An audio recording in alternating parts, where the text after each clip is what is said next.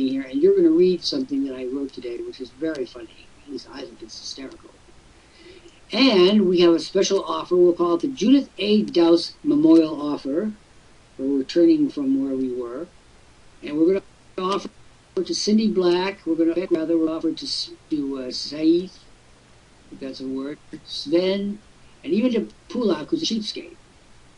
Pulak has got to learn our native ways. Pulak thinks he's going to build an empire from nothing. And then, I have to give him a credit because I hadn't thought about Abdul what did I say his name was? Anuk Ahmed, whatever. It's been a long time since I thought about them. This is a man who had been first Postmaster General of the new nation of Bangladesh. Then he fell out with the ruling authorities, and he exiled him to Cambridge and met him in my house with his wife, who has turned out to be the daughter of the most famous poet of Bangladesh, which is very meaningful. And then he became the prime minister for a bit. And there's more to that story, but I won't tell it today. Cindy Beck, you need to close windows. And here's what we're going to do. The first thing we're going to do is for everyone, in honor of Judith A. Daus, 107 people looking in the window, we have a special treat for you. It's called the Amazon Store. We're going to put it on your site today. You can start making money from it today, because Christmas shopping is going on madly today for the next 6 days. And then the January sale, so this is a very meaningful time to put this on your site.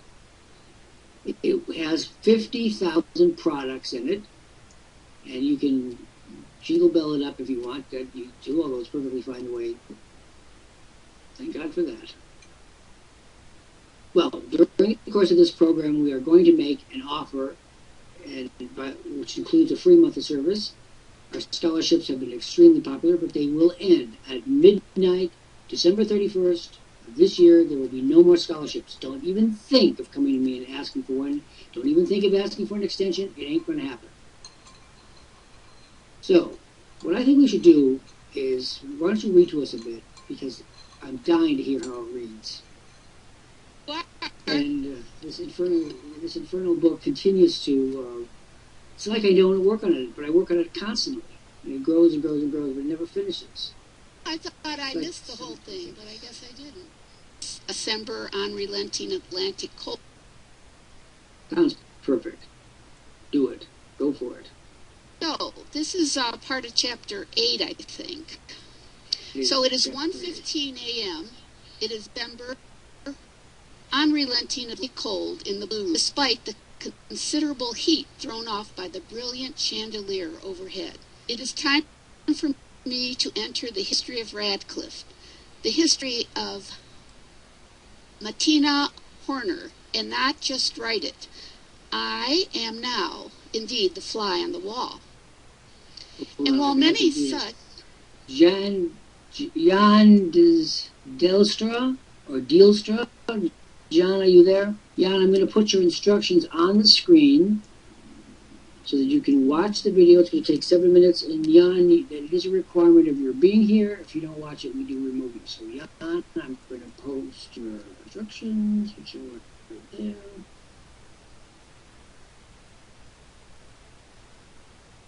Okay, down there are your instructions. Please follow them. If you come off the page, you need to go back and finish the video. Okay, carry on. I am now indeed the fly on the wall.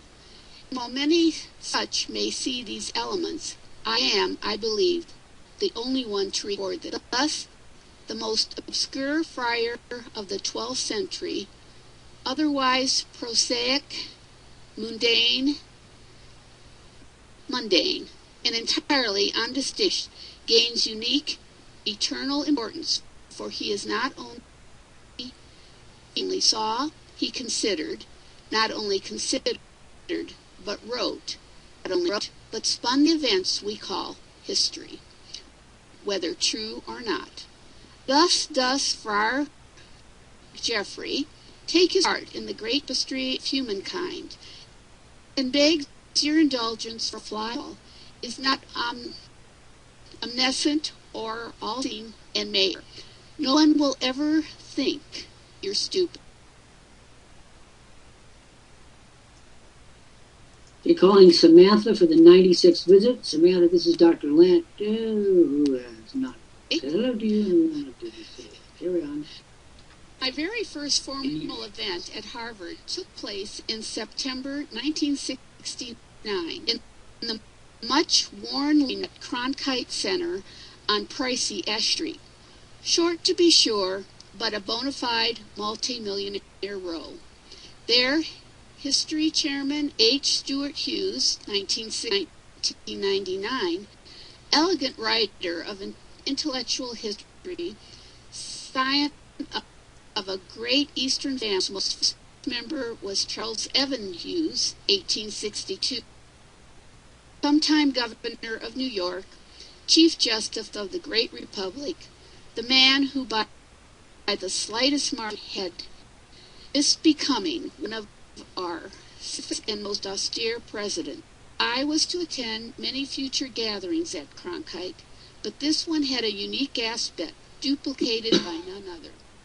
It certified junior intellectuals. I don't know what that, Echan? Each one, excuse me, each one a practiced, polished player of game sharp, elbowed, and lighting. Whilst waiting for the formal program to commence, I was very much a part, engaged in a positive frenzy of pointed queries.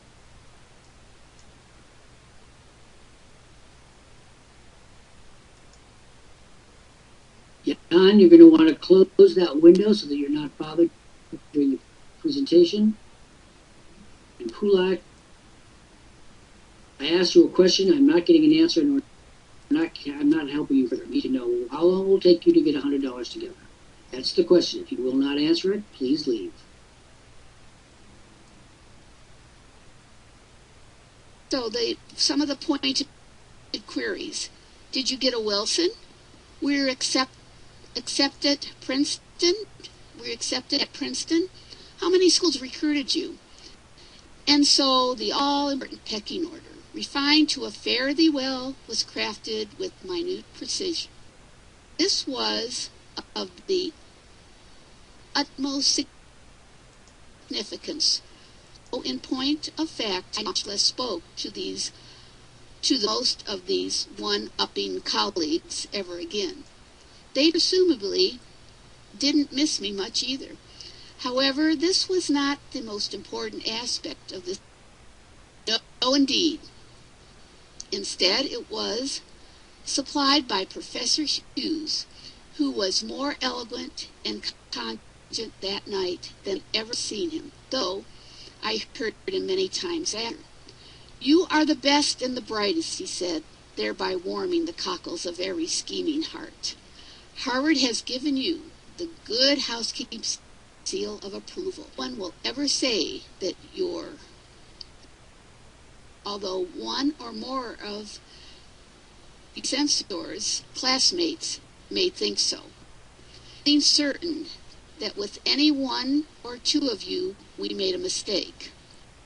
We didn't. Polite laughter. Then he continued, delivering the key point. In return for certifying your intelligence, so we want one quid pro quo, namely, that you accept the great works, the great challenges of your generation. For your worth has been confirmed ever by Harvard.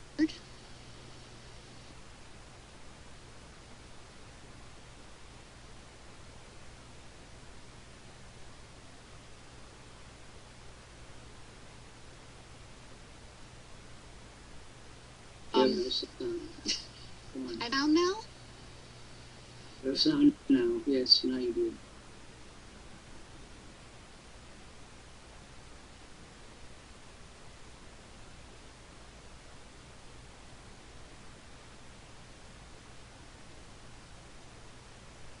And they can continue delivering the key point.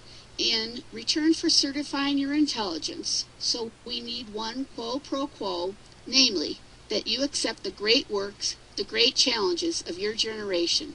For your worth has been confirmed forever by Harvard, and so we expect you to live up to it and make the world the better place all say they want, but which you will have the opportunity to secure.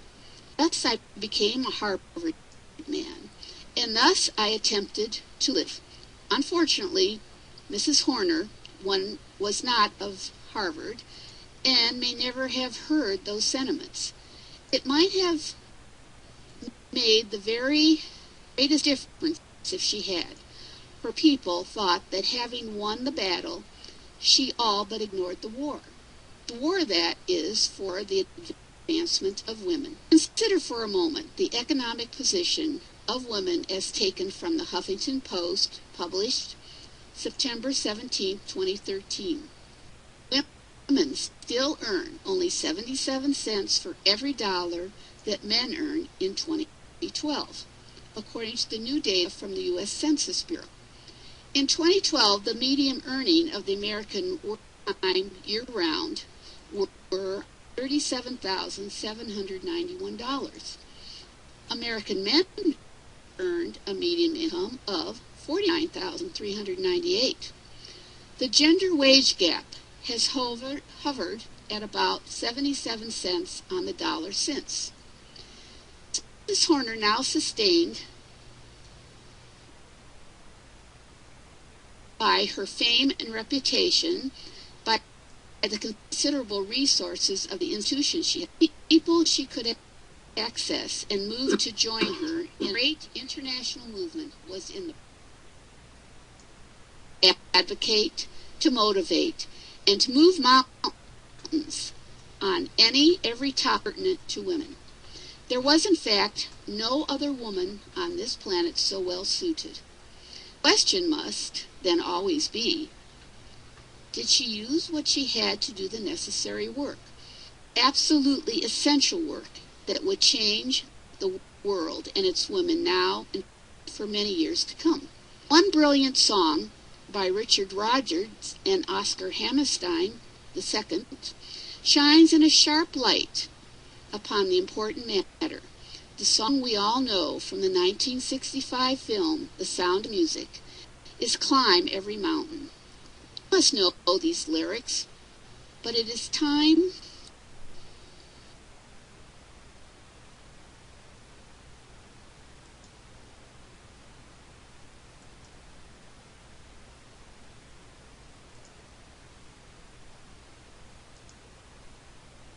pause in the reading.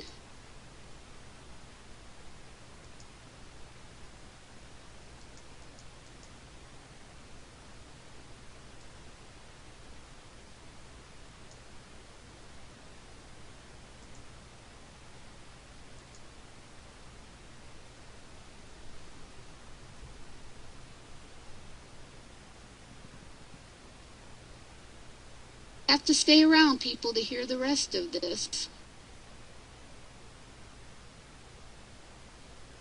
Calling Jan. Jan, are you there? Did you finish the video, Jan? Are you listening, Jan? Are you lonesome tonight? Are you lonesome tonight? Jan, are you there? Judy, why the hold up? Because when I scrolled down, it went back. It just way. I mean, it's there, but it's not where I was scrolling. I'm not going to pretend that I know what that means. Jan, are you there? Jan, are you there? Go on, if you're ready. We're waiting on you, we're waiting on Jan. Come on, Jan, say something while I find this. Jan, we have an Amazon store that we can put on your site for 50,000 products, but I'll be damned if I'll do it with your poor lack of response here. So, Jan, I'm going to give you the 2-minute warning. If I don't hear from you, out you go. So you may think you know these lyrics, but it's time to renew your acquaintance in the light of President Horner's Radcliffe and subsequent careers. The lyrics say, climb every mountain, not just one or two of them. Ford every stream, not just some of them. Follow every rainbow, not just a few of them. Till you find your dream. And then the essence of this vital message, a dream that will need all the love you can give every day of your life for as long as you live. Now go to engine, play this soaring song, and ask yourself, as we must ask ourselves, not just whether Mrs. Horner did her best, but whether each of us did the best we could, and with what we had, where we were, the famous admission by Teddy Roosevelt's the 26th president, a great man because he transformed himself from a man of weakness into a champion, strong as a bull moose, unafraid to take on any man if that man stood in the way of a better world. I could have been contenta. The line of contenda. The line, of course, is Terry Malley's, played by Marlon Brando, from On the Waterfront, released in 1954. It is a story each of us determined to forge ahead must see and heed, for the absolute certain fact is that many of us, most of us, give up before we have even the slightest inkling of what we can do.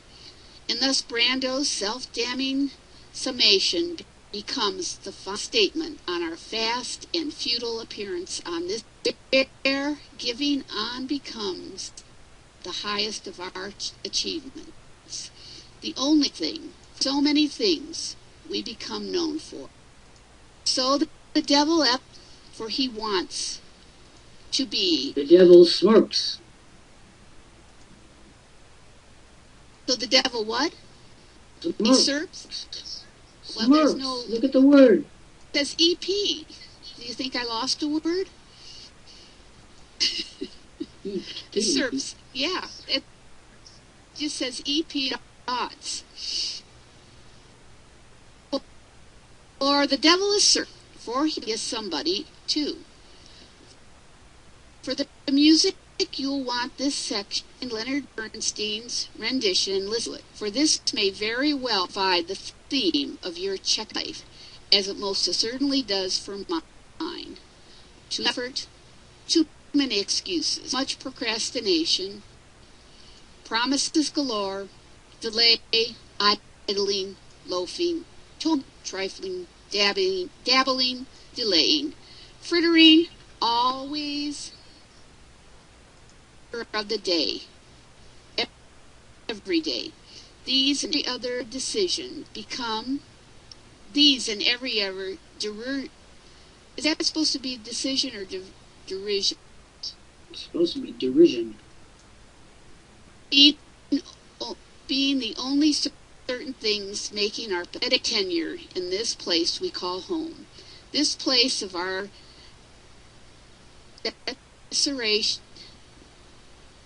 desecration, where we proclaim ourselves the masters of all, then use our power to do the greatest ill towards the greatest number. Is this the best we could do? Is this the best we could do? Or were we just fooling ourselves? Our irreplaceable day? Paris, 1814. End of the First Empire.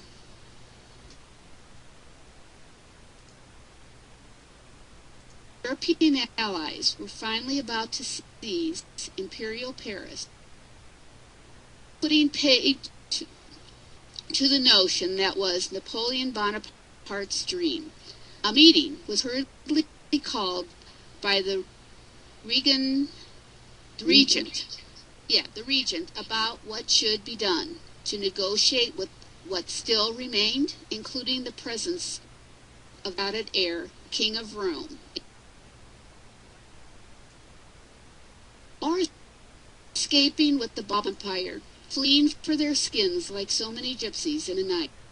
Talleyrand, prince of this, duck, is that supposed, duct of that? Duke. The, see.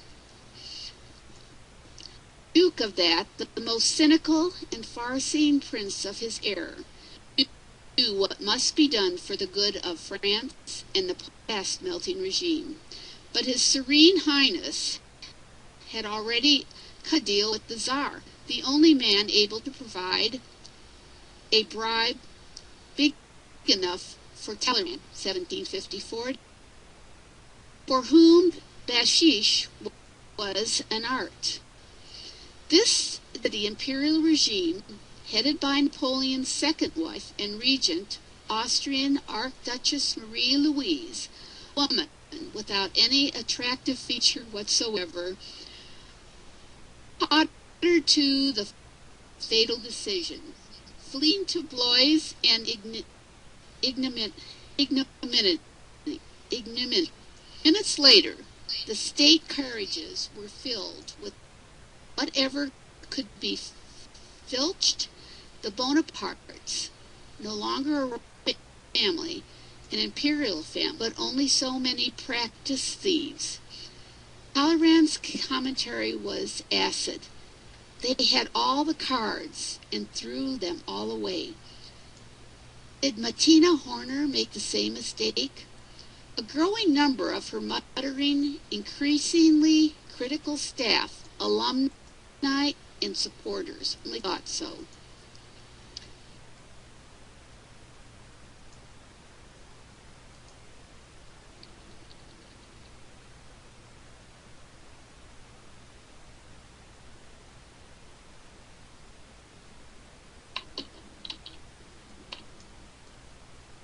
On the question of the smirks, for something, that line was dropped, and I just re-entered it.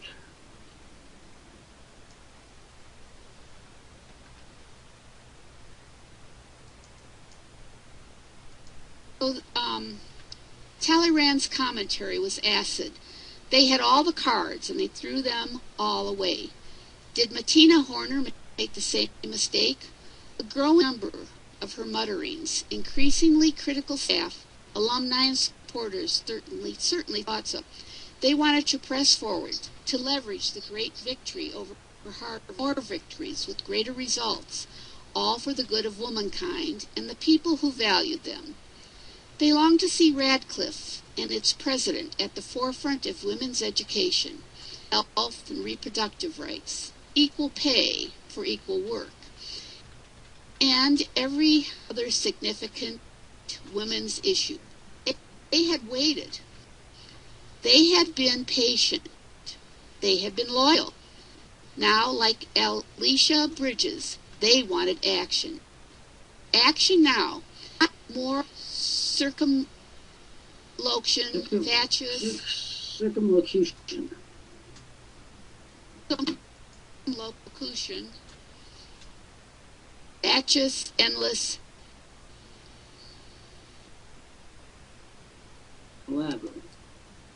I want action. I want to live action.